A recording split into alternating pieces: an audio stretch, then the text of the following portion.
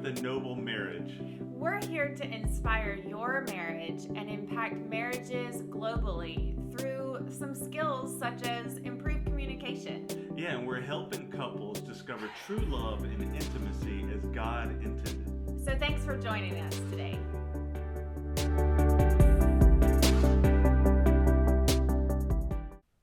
Hey, and welcome back to our series with Ted Cunningham.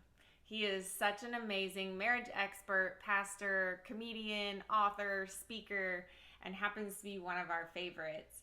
So Yes. If you're just joining us today in this interview series, be sure and go back and start with the first one so that you really can hear everything, all the good nuggets that he has to share with us. You don't want to miss it. So today we're talking about how to weather a storm as a couple when life challenges show up. Yeah. So let's listen in. I would say two very dark spots in our marriage. One was just over 20 years ago. We were going through a church split pretty bad. I was 26, senior pastor. Wow. And yeah, it was rough. And I was filled with anger. Young guy, didn't know what to do, was not trained for it in seminary. But that's when Gary Smalley came into my life, and Amy and I mean, he mentored us through all of What that. a great mentor. Yeah, and was with us until he went to be with the Lord 5 years ago. And then 14 years ago, went through a real tragic staff member leaving, splitting the church, taking people with them.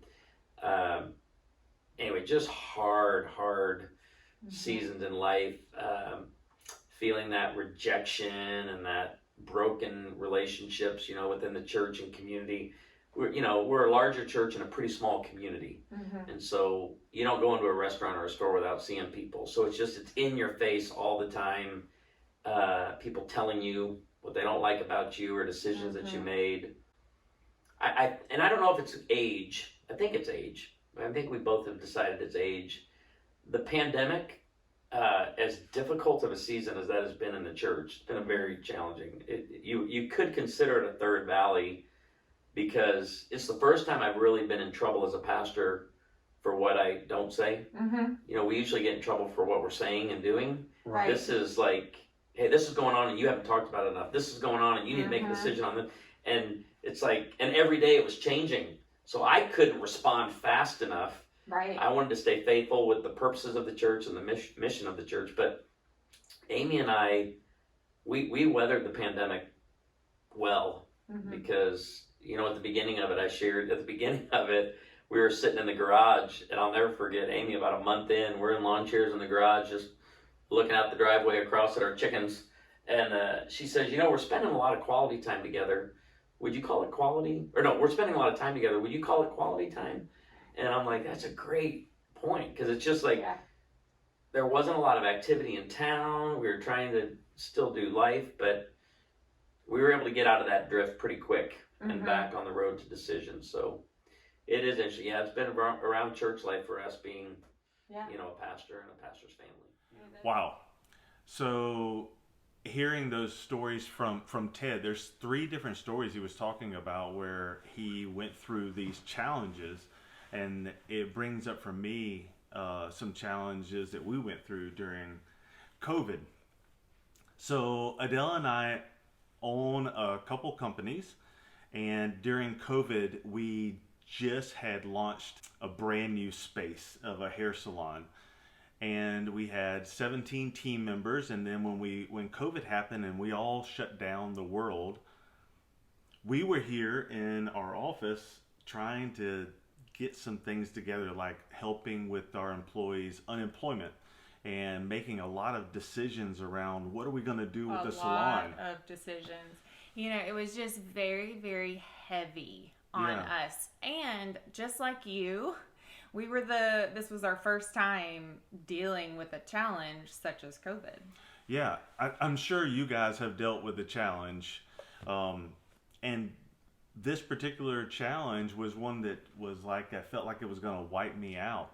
And today we're going to talk about how we weathered through those challenges, and we have 10 ways that we went through them. But I want to talk about 2. Yeah, we're going to really focus on 2 ways Yeah, today. 2 specific ones. So I'm here in the office and I'm really getting all this work done, and I had spent day after day after day doing this. And I think it was like after 8 hours of constantly working on it, I told you, hey, I need to get out of the house. Let's go for a walk. Let's take Adele and our daughter, and let's go for a walk. And they went to go get dressed, and I was standing in the kitchen, and I had this panic come over me. Like, I felt like someone was standing on top of my chest, and I felt like my heart was gonna beat out of my chest, and I started sweating everywhere, and I wanted to just scream and run, and I just had this panic. And I've had many panic attacks and anxiety attacks through my life, so I'm very familiar with this. Are you relating to this? Have you ever experienced something similar? I know I have. Right. Go ahead and hit the like button if you're finding value in the story. It's so good. Yeah, I have experienced this so much, but I haven't experienced it in a few years. And so it was like, oh, what is this coming on? Yeah, so the normal way I would work through this is I would have all these panic feelings going on, and then I would really try to find Adele and enroll her in what's going on for me. I'd Fear. be like, The fear. Like, Oh. I don't want that. oh, let me go back. So what was actually going on? I had these thoughts. Like, what triggered my panic and what triggered my anxiety was these thoughts that went on in my head of, you're such a failure. You are going to mess this up. You are going to not get the finances right. You are going to end up shutting down your company. Letting everyone and down. I'm going to let everyone down, and everyone's going to lose their job because you can't get it together and you can't figure this stuff out. And I'm sitting there in the kitchen, and I'm like, oh, I am such a failure, and I am going to lose everything, and we're going to lose our house, and we're going to lose our jobs. And man, the sky was falling, and it went like that. It went in less than a minute, 2 minutes. Right. All those thoughts flooded, and all that panic set in. And the way I would normally handle that is I would go try to find you and say, this is what's going on, and this is how I'm failure, and this is all these things. I'm not going to do well at Yeah, this. and then you would be like, no, what's wrong? That's not true. And then I would argue with you, and it would end up being really bad. And then we would be in this huge argument in front of our daughter, probably, and would have messed up the whole day. That's the way it normally would have happened. Okay. And you would have been a certain vibe and like energy around you that I would be like, oh, I'm just gonna prickly. It's like prickly, like don't come near me. Yeah. Yeah. So what I did is, these are the top 2 ways that I weathered this particular storm. Is the first one is prayer. I immediately prayed that this would be taken away from me, and that I would be able to see truth and be able to come through this. That was immediately, is prayer and Jesus. And something we know about panic and challenges that hit us that give us that initial fear and panic, most of the time we're not able to see truth because there's so many thoughts going on in our head. And the enemy is really good at whispering those lies. Like everything you heard him say, all those were lies. They were not true. And so that's where the prayer is just so important. Is first you are recognizing that you need the truth right now so that you can think logically. And then the Lord really does bless you with being able to see truth. So anyways, continue. Yeah. So I was able to pray, and I took some deep breaths to get to where I could think a little bit better. Calm your heart rate down. Yeah, to calm my heart rate down. And then number 2, this one is powerful also, is I looked at what is so. Like, what is true? Right now. Because those things that I was saying earlier, when I bump them up against truth, they don't flesh out. I'm a failure? No, that's not true. You haven't failed. I'm gonna lose my house and lose my my job, and all my employees are going to lose theirs. Nope, that's not true either. None of that is true. It's thoughts, but it's not actually true. It's not what is so. Like all the this is gonna happen. What if this happens? Yes. You know, all of those are lies.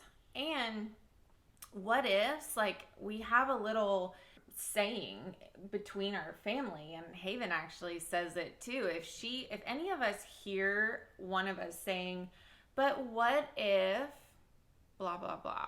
What if we don't get unemployment? Yeah. What if so-and-so, you know, it's just like you can put anything in there.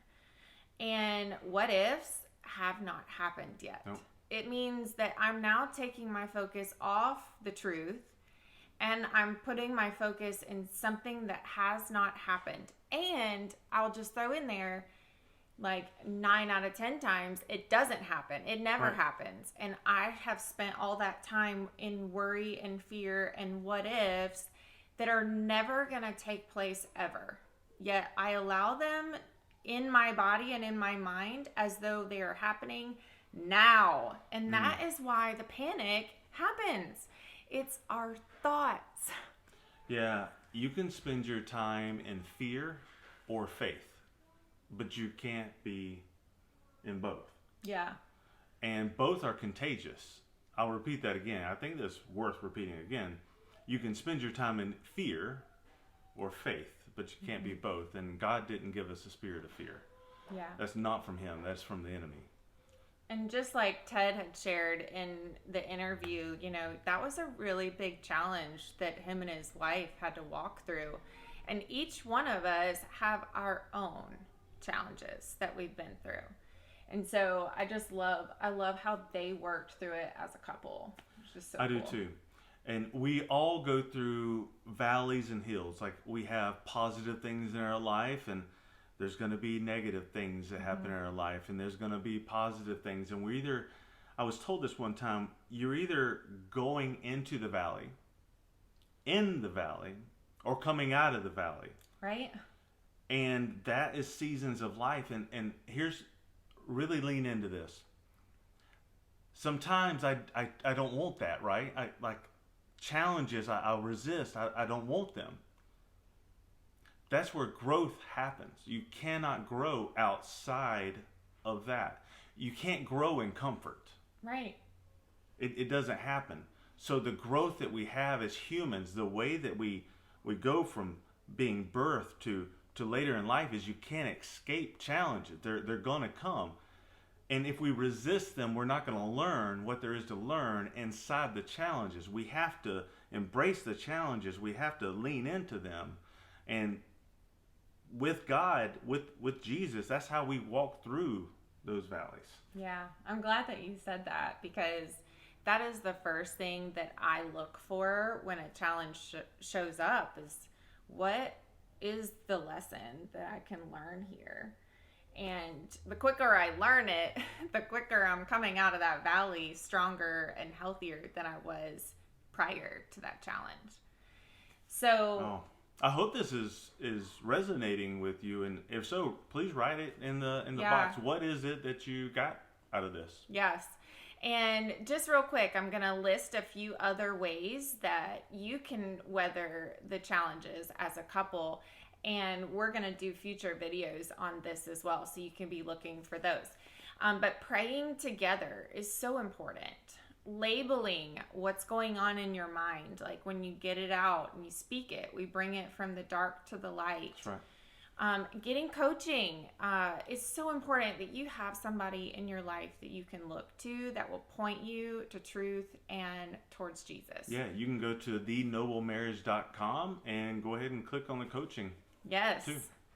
And having a mentor, somebody who is a backup, like a couple that is backup singers, as Ted says, that if you don't have backup singers for your marriage, you know, it's so much harder to weather the storms than when you have those really strong pillar people in your life. Yeah, and you be that pillar for someone else. We're all going through seasons of life, and we need mentors in our life, and we mentor other couples, and we grow from both. Yes, we do.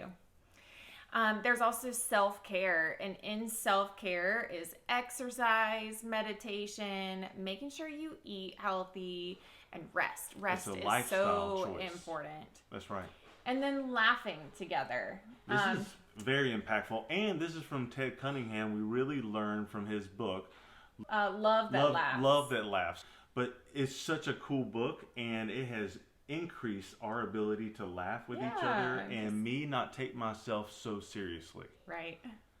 And then spending quality time. He mentions that that him and Amy, they spent more quality time, and they made sure that the time they were spending was not just time, but quality time where they're actually investing in each other and growing through those seasons. Yeah, this has been so fun to talk about because it's something we all go through. We all go through challenges. And so we are here for you guys. Please reach out to us if we can assist you in any way in these challenges. And look for the rest of these videos for Ted Cunningham and the ones we're going to do on weathering storms. Yeah. Thanks so much for joining us today, and we'll see you in the next conversation. Bye. Bye. Hey, you're not finished yet.